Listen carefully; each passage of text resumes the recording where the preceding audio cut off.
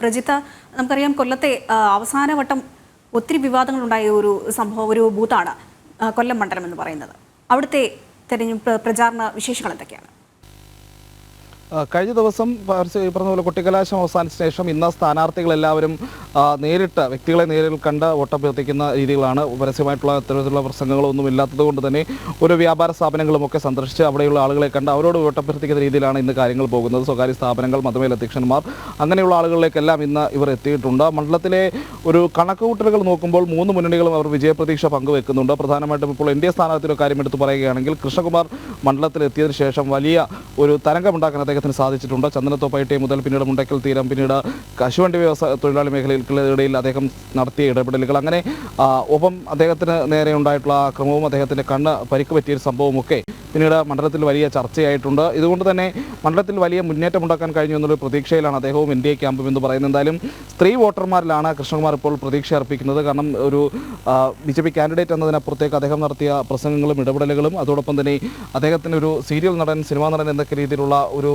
സ്വാധീനവും ഇതെല്ലാം കൂട്ടി സ്ത്രീ വോട്ടർമാർക്കിടയിൽ വലിയൊരു പങ്ക് തനിക്ക് കിട്ടുമെന്നുള്ള പ്രതീക്ഷയിലാണ് കൃഷ്ണകുമാർ മുന്നോട്ട് പോകുന്നത്. ഇന്ന് നമ്മൾ അദ്ദേഹവുമായി സംസാരിച്ച സമയത്ത് അദ്ദേഹം പറയുന്നത് 7 മണ്ഡലങ്ങളിൽ 3 ഒന്നാം സ്ഥാനത്ത് വരും, ബാക്കിയുള്ളിടങ്ങളിൽ 2ാം സ്ഥാനമാണ് ഇപ്പോഴുള്ള ഒരു വിലയിരുത്തൽ എന്ന രീതിയിലാണ് അദ്ദേഹം സംസാരിച്ചത്. അങ്ങനെ മണ്ഡലത്തിൽ ഇതുവരെ ഇല്ലാത്തൊരു മുന്നേറ്റം ഉണ്ടാക്കാൻ BJPക്കും NDAക്കും കഴിയുമെന്ന് തന്നെ കൃഷ്ണകുമാർ കണക്ക് കൂട്ടുന്നു. 10% കഴിഞ്ഞ ലോക്സഭാ തെരഞ്ഞെടുപ്പിൽ BJPക്ക് കിട്ടിയ വോട്ടിംഗ് പെർസെൻറ്റേജ്. അതിൽ വലിയൊരു കുതിച്ചാട്ടം ഉണ്ടാക്കാൻ കഴിയുമെന്നുള്ളതാണ് അദ്ദേഹം പ്രതീക്ഷിക്കുന്നത്.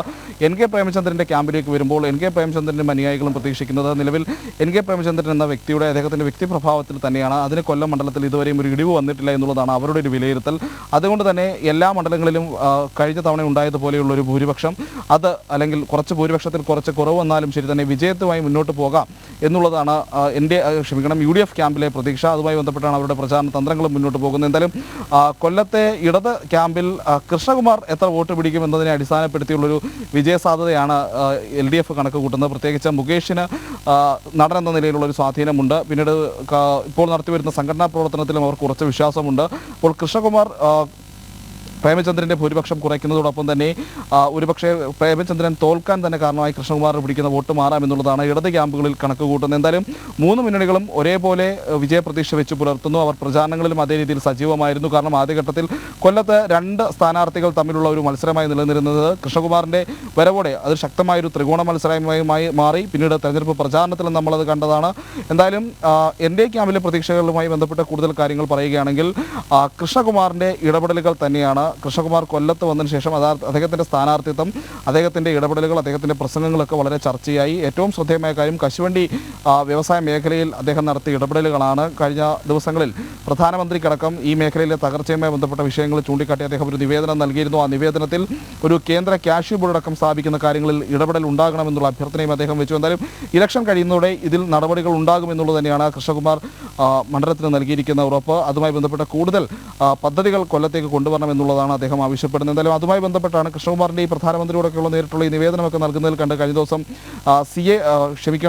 RSPയുടെ തൊഴിലാളി സംഘടനയായ UTUC കാഷ്യൂ ഫെഡറേഷൻ്റെ ഒരു സംസ്ഥാന ജോയിന്റ് സെക്രട്ടറി ആയിട്ടുള്ള രാജേഷ് എന്ന ആൾ BJPയിൽ ജോയിൻ ചെയ്തിരുന്നു. അദ്ദേഹം ഇപ്പോൾ പ്രേമചന്ദ്രനെതിരെ ഗുരുതരമായ ആരോപണങ്ങളൊക്കെ ഉന്നയിക്കുന്നുണ്ട്. പ്രത്യേകിച്ച് കൊല്ലത്തെ കശുവണ്ടി വ്യവസായ മേഖലയുടെ പൂർണ്ണമായും തകർച്ചയ്ക്ക് കാരണം MP എന്ന നിലയിലുള്ള പ്രേമചന്ദ്രൻ്റെ ഇടപെടലുകളാണ് എന്നുള്ളതാണ് അവർ ആരോപിക്കുന്നത്. പ്രത്യേകിച്ച് ഈ ഇമ്പോർട്ട് ടാക്സ് ഒക്കെ അടക്കമുള്ള ഇറക്കുമതി ചുങ്കം അടക്കം ഈ പറഞ്ഞ കാഷ്യൂ വ്യവസായത്തിന് മേൽ ചുമത്തുന്നതിനൊക്കെ കാരണമായത് പ്രേമചന്ദ്രൻ്റെ ഇടപെടലുകളാണ്.